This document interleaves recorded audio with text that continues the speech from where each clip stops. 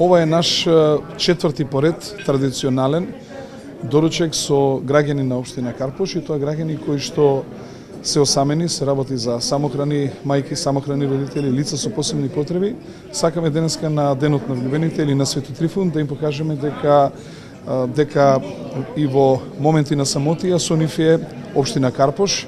На овие граѓани ние не само што на денешниот ден се сеќаваме, туку се сеќаваме во континуитет со тоа што им помагаме и со продукти за храна, им помагаме парично за решавање на нивните проблеми.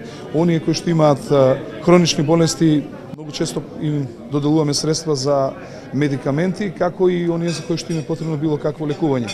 Помагаме и на нивните деца кои што нема средства да го платат школувањето, како и средства потребни за екскурзии.